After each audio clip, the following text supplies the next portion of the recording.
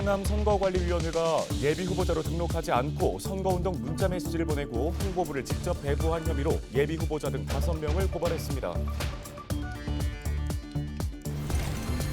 다음 달 1일 치러지는 전국 동시지방선거에서 유권자들은 모두 7장의 투표용지를 받게 됩니다. 선거 당일 어떻게 투표해야 하는지 주의점 등을 살펴보겠습니다.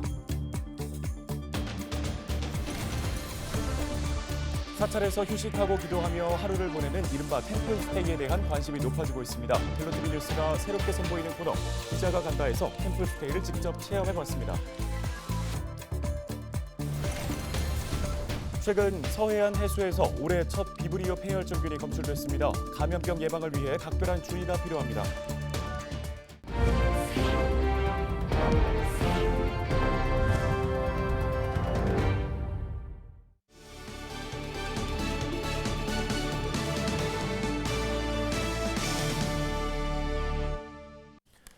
여러분 안녕하십니까? 헬로티비 뉴스 시작합니다. 첫 소식입니다. 충청남도 선거관리위원회가 선거법을 위반한 혐의로 예비후보자 등 5명을 고발했습니다. 먼저 A씨는 예비후보자로 등록하지 않고 선거운동 문자 메시지를 보내고 B씨는 홍보물을 직접 배부한 혐의를 받고 있습니다. 또 예비후보자 C씨와 D씨는 자신들에게 불리한 보도가 나가지 않도록 하기 위해 선거 구민인 기자에게 200만 원을 건넨 혐의로 고발됐습니다. 선관위는 선거운동 기간 단속을 강화해 위법 행위에 대해서는 고발 등 강력한 조치에 나선다는 방침입니다.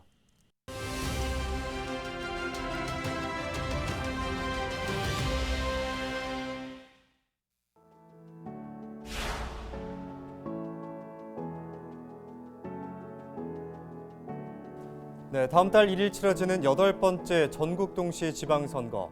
이날 우리는 7장의 투표용지로 총 7개의 선거를 치르게 됩니다. 그날 나는 어떻게 투표하면 될까 미리 한번 살펴보시죠. 투표소에 가면 유권자들은 2번에 나눠서 투표용지를 받게 됩니다. 먼저 광역단체장과 교육감, 기초단체장 이렇게 총 3장을 받게 되는데요. 국회의원 보궐선거가 함께 치러지는 일부 지역은 한 장 더, 그러니까 총 4장을 받게 됩니다. 이 중 교육감 투표용지를 한번 자세하게 살펴보겠습니다. 보시는 것처럼 일반 투표용지와는 좀 다르게 생겼는데요. 여기에는 정당명과 기호가 없습니다. 교육의 정치적인 중립을 위해서 정당은 교육감 선거 후보자를 추천할 수가 없게 돼 있는데요. 기호가 있으면 유권자들이 특정 정당 후보로 오해하고 투표할 수가 있기 때문에 후보자 이름만 적혀 있는 겁니다. 그리고 선거구별로 이 순서도 달라집니다. 어느 동에는 A 후보 이름이 제일 위쪽에 올라와 있는 반면 또 다른 동에는 B 후보 이름이 제일 먼저 올라와 있는데요. 이 때문에 내가 지지하는 후보자의 이름을 정확하게 기억하고 가는 게 중요합니다. 네, 자 이렇게 1차 투표를 마치게 되면 2차로 투표용지 4장을 또 받게 됩니다. 이번엔 지역구 광역의원과 기초의원, 비례대표 광역의원과 기초의원을 또 뽑게 되는 건데요. 이 중 기초의원은 선거구별로 2명에서 4명까지 뽑기 때문에 후보자가 좀 많습니다. 같은 정당에서 여러 명을 추천하기도 해서 1에 가나, 2에 가나 등으로 표시되는데요. 여기서 주의할 점은 그래도 투표는 한 명에게만 해야 한다는 겁니다. 지금까지 6월 1일 선거 당일에 진행되는 투표 방식을 설명해드렸는데요. 5월 27일과 28일 이틀간 진행되는 사전투표일에는 7장의 투표용지를 한 번에 받게 됩니다. 그러니까 헷갈리지 않게 좀 더 꼼꼼하게 살펴보셔야겠습니다. 지금까지 헬로티비 브리핑이었습니다.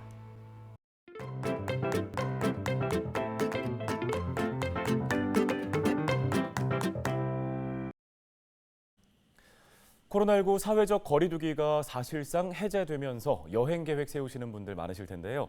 힘들고 피곤한 여행이 아니라 사찰에서 휴식하고 기도를 하며 하루를 보내는 템플스테이에 대한 관심도 높아지고 있습니다. 헬로티비 뉴스가 새롭게 선보이는 코너 기자가 간다에서 직접 체험해봤습니다. 김수아 기자입니다. 네, 저는 지금 강릉의 현덕사에서 템플스테이를 진행하고 있습니다. 지금 시각 새벽 5시를 조금 넘긴 시간인데요. 새벽 예불 시간입니다. 이렇게 새벽 예불 시간에 맞춰서 스님이 목탁을 치고 계신데요. 저도 기도하러 들어가 보겠습니다.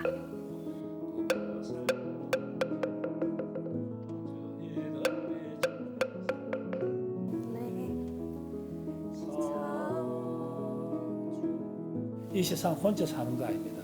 이제 여기 그 어저께 오실 때 차를 타고 고속도로를 누군가 그 길을 만든 거잖아요. 그죠? 누군가 만든 차를 타고 어저께 와서 또 누군가가 만든 집에서 주무시고 또 밥을 먹고 차를 마시고 한다는 거. 이 세상에 나 혼자 살 수 없다는 거. 이제 드디어 108배 시간입니다. 불교에선 인간의 모든 고민이나 고통이 총 108가지가 있습니다. 이 괴로움에 빠진 마음을 다스리기 위해 108번 절을 하는 것이 불교의 대표적인 수련법입니다. 나의 몸을 소중하게 여기지 않고 살아온 죄를 참여하며 절합니다. 네, 지금 108배를 다 마쳤는데요. 다 마치고 나니까 숨도 차고 좀 땀도 나는데 무엇보다 그래도 108배 하는 만큼은 정신이 맑아지고 잡념이 사라진 것 같습니다. 그럼 저는 이제 아침 공양을 하러 가보도록 하겠습니다. 아침 메뉴는 각종 나물 반찬과 고기 없이 끓인 육개장입니다. 이날 식단은 사찰 정원에서 딴 고수도 올라왔습니다. 본격적인 식사 전 다 함께 스님의 선창에 따라 식사 전 기도를 합니다. 이 음식 어디서 왔는가? 내 등등으로 막히라 부끄럽네 마음에. 기도를 열심히 드린 후라 그런지 더욱더 밥맛이 좋게 느껴집니다. 제 스님이 커피를 내려주신다고 해서 스님 방으로 왔습니다. 오세요. 스님과의 다도 시간이지만 현덕사에선 차가 아닌 커피를 마십니다. 스님이 커피콩을 직접 볶아서 내린 커피입니다. 게다가 커피를 작고 예쁜 잔이 아닌 투박한 사발에 담아 마십니다. 사발을 한 손으로 마시기는 불편하거든. 그 두 손을 이렇게 마셔야 된다는 거. 그 두 손을 마신다는 것은 곧 정성을 다해서 마신다. 모든 그 먹는 음식들이나 모든 것들이 다 귀하고 소중하잖아요. 약간 산미가 있는데 전혀 쓰지 않고 굉장히 부드러운 커피인 것 같아요. 너무 맛있습니다. 확실히 정성이 들어간 커피는 다르네요. 커피를 마신 후엔 스님과의 산책 시간. 사찰 앞 숲속엔 걷기 좋은 산책길이 많습니다. 각종 풀잎과 꽃을 구경하며 따먹는 재미도 있습니다. 푸릇푸릇한 숲속을 걸으며 맑은 공기를 마시면 절로 마음이 정화됩니다. 그 자기 의지대로 살라는 거. 누구의 뜻에 자기 삶을 살지 말고 자기 삶을 자기가 주인공이 돼가지고 자기가 운전자가 돼가지고 자기 스스로 살아가라는 거.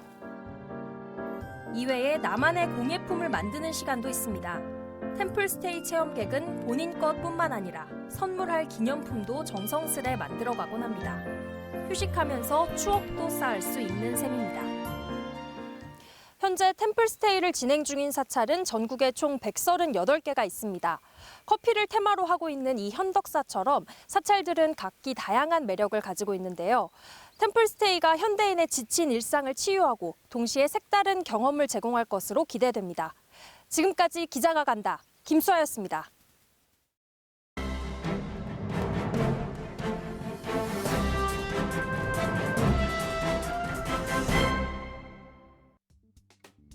신문 브리핑입니다. 지난 11일 당진시 대덕동 대덕 3교부터 청령교 부근 하천에서 작은 물고기 수백 마리가 떼죽음을 당하는 사고가 발생했습니다. 이날 오전 당진천에 물고기 수백 마리가 죽어있다는 민원을 접수한 당진시 환경정책과 수질관리팀은 현장 확인에 나서 폐사한 물고기를 발견했고 수거 작업을 실시했는데요. 당진시에 따르면 당진천에서 폐사한 물고기는 크기 3에서 4cm의 피라미와 모래무지로 확인됐습니다. 1, 2급수에서 사는 피라미와 모래무지는 약한 내성을 가진 민감종과 중간종으로 폐사할 수 있는 이유는 다양한데요. 수질관리팀 관계자는 당진천에서 이렇게 많은 물고기가 죽은 건 이번이 처음이라며 당진천에 물살이 새서 대덕 3교 주변에서 죽은 물고기들이 청령교 부근까지 흘러간 것으로 파악되고 최대한 빨리 폐사한 물고기를 수거하겠다고 말했습니다. 당진시는 이번 물고기 폐사 원인을 파악하기 위해 국립과학수사연구원 분석 의뢰를 협의하고 분석기관을 알아보는 등의 다양한 방법을 동원해 원인을 파악할 예정입니다. 이와 관련해 수질관리팀 엄철용 팀장은 원인을 찾기 위해 하천 주변의 대형 공사장과 물고기가 폐사한 지점으로 예상되는 우수관로 2곳을 살펴봤지만 정확한 이유를 아직 찾지 못했다면서 현재까지는 공사장의 알칼리 성분, 농약 독성 등이 아닌 오수 유입으로 인한 폐사로 추정된다고 말했습니다. 또한 이미 오염된 물이 흘러간 상태라 수질 검사도 어렵고 폐사한 물고기의 신선도가 낮아 국과수의 원인 분석 의뢰도 쉽지 않다면서 지금은 주민들의 제보가 절실하다고 강조했습니다. 또 앞으로 수질관리팀은 당진천 모니터링을 강화할 예정이며 더 이상 이런 문제가 발생하지 않도록 원인 규명을 철저하게 할 것이라고 말했습니다. 신문 브리핑이었습니다.